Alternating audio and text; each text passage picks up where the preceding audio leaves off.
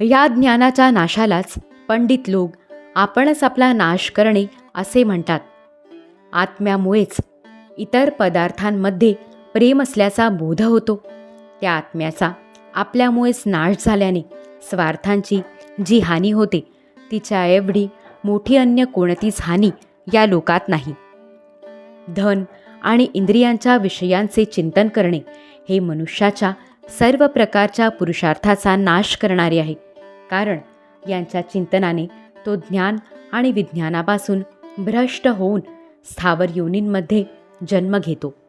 म्हणून ज्याला अज्ञानांधकारातून बाहेर पडावयाचे आहे त्या पुरुषाने विषयांमध्ये कधीही आसक्ती ठेवता कामा नये.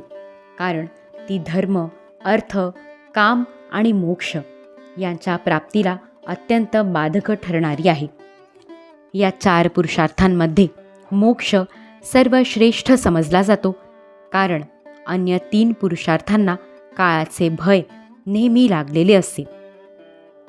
प्रकृतीमध्ये गुणक्षोभ झाल्यानंतर जितके काही उत्तम आणि अधम पदार्थ प्रगट झाले आहेत त्यांपैकी टिकून राहील असा एकही नाही. कारण काल या सर्वांचे अस्तित्व नाहीसे करतो. म्हणून राजा, जो भगवान देह, इंद्रिय, प्राण, बुद्धी आणि अहंकाराने वेढलेल्या सर्व स्थावर जंगम प्राण्यांच्या हृदयामध्ये जीवांचा नियामक, अंतर्यामी आणि आत्मरूपाने सर्वत्र प्रत्यक्ष व अप्रत्यक्ष प्रकाशित होत आहे, त्यालाच तो मीच आहे असे जाणून घे.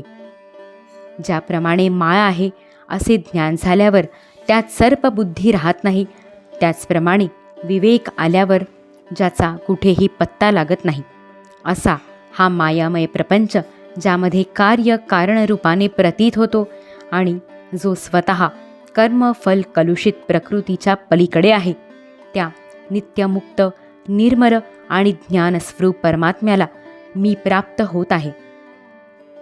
संत ज्यांच्या चरणकमलांच्या बोटाच्या किंचितशा छटेचे स्मरण करून कर्मामुळे तयार झालेल्या अहंकाररूप हृदयग्रंथीला छिन्न विछिन्न करून टाकतात, तसेच सर्व इंद्रियांचा प्रत्याहार करून आपले अंतःकरण निर्विषय करणारे संन्यासीसुद्धा करू शकत नाहीत.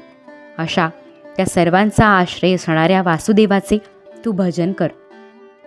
जे लोक मन आणि इंद्रियरूप मगरींनी भरलेला हा संसार सागर योग इत्यादी अवघड साधनांनी पार करू इच्छितात, त्यांना तसे करणे कठीण आहे. कारण त्यांना नावाडी म्हणून श्रीहरींचा आश्रय नाही. म्हणून तू भगवंतांच्या आराधनीय चरणकमलांची नाव बनवून सहजपणे हा अवघड सागर पार कर. मैत्रेय म्हणतात, ब्रह्मदेवाचे पुत्र असणाऱ्या आत्मज्ञानी सनतकुमारांकडून अशा प्रकारे आत्मतत्वाचा उपदेश मिळवून महाराज पृथू त्यांची अतिशय प्रशंसा करीत म्हणाले. पृथू म्हणाले, भगवन दीनदयाळ श्रीहरींनी माझ्यावर अगोदरच कृपा केली होती. तिचे फळ देण्यासाठी आज आपले आगमन झाले आहे. दयाळू असे आपण ज्यासाठी आला होतात ते चांगल्या तऱ्हेने पार पडले आहे. आता त्या बदल्यात आपणास मी काय देऊ? माझ्याजवळ तर शरीर आणि त्याबरोबर जे काही आहे तो सर्व महापुरुषांचाच प्रसाद आहे.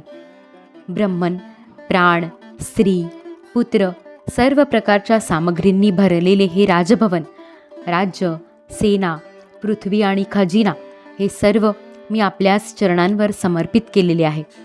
वास्तविक सेनापतित्व, राज्य, दंडविधान आणि लोकांवर शासन करण्याचा अधिकार वेदशास्त्र जाणणाऱ्या ब्राह्मणांचाच आहे. ब्राह्मण आपलेच अन्न खातात, आपलेच वस्त्र नेसतात आणि आपलीच वस्तू दान म्हणून देतात.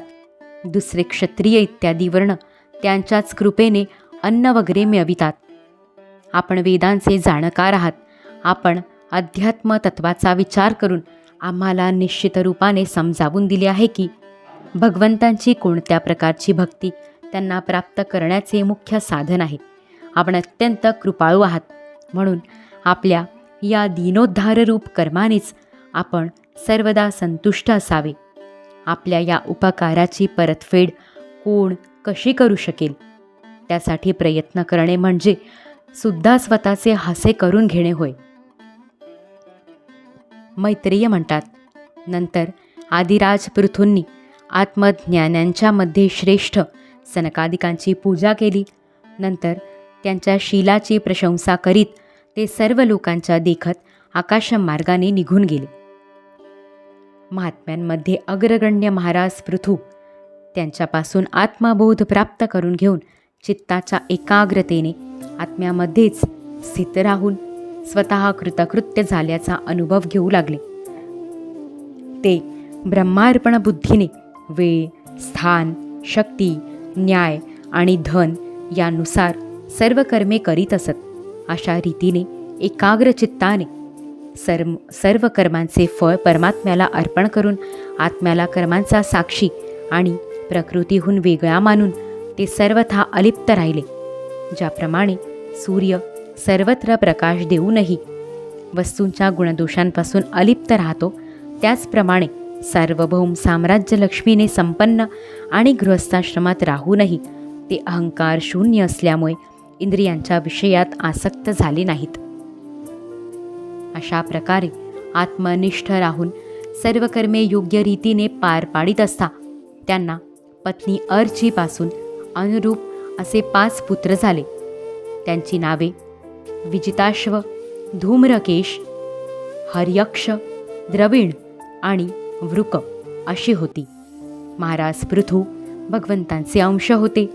ते एकटेच सर्व लोकपालांचे गुण धारण करीत असत. आपल्या औदार्य, प्रिय व हितकर वचन, मनोहर मूर्ती आणि सौम्य गुणांच्या द्वारा प्रजेचे मनोरंजन करीत राहिल्याने दुसरा चंद्रच जणू असे समजून त्यांचे राजा हे नाव सार्थ झाले. सूर्य ज्याप्रमाणे उन्हाळ्यात पृथ्वीवरील पाणी खेचून पावसाळ्यात पुन्हा त्याचा पृथ्वीवर वर्षाव करतो, तसेच आपल्या किरणांनी सर्वांना उष्णता देतो, त्याचप्रमाणे ते कररूपाने प्रजेचे धन घेऊन तेच प्रजेच्या हितासाठी खर्च करीत.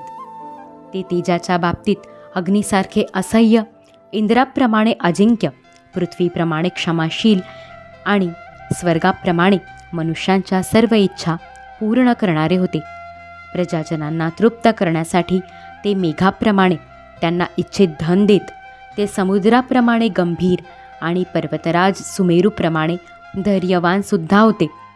दुष्टांचे दमन करण्यामध्ये ते यमराजाप्रमाणे, आश्चर्यपूर्ण वस्तूंचा संग्रह करण्यामध्ये हिमालयाप्रमाणे, खजिनाच्या समृद्धीसाठी कुबेराप्रमाणे आणि धन सुरक्षित ठेवण्यामध्ये वरुणाप्रमाणे होते. शारीरिक बल, इंद्रियांची क्षमता आणि पराक्रम या बाबतीत सर्वांच्या अंतर्यामी वायूप्रमाणे, तसेच असह्य तेजाच्या बाबतीत भगवान शंकरांच्या समान होते. सौंदर्याच्या बाबतीत कामदेवाप्रमाणे, उत्साहामध्ये सिंहाप्रमाणे, वात्सल्यामध्ये मनुप्रमाणे आणि मनुष्यांचे आधिपत्य करण्यामध्ये सर्व समर्थ अशा ब्रह्मदेवाप्रमाणे होते. ब्रह्मविचारांच्या बाबतीत बृहस्पती, इंद्रियजय साधण्यात साक्षात श्रीहरी होते. गाय, गुरुजन, ब्राह्मण आणि भगवत भक्तांची भक्ती, संकोच, विनय, शील आणि परोपकार या गुणांमध्ये मात्र स्वतःसारखेच अजोड होते.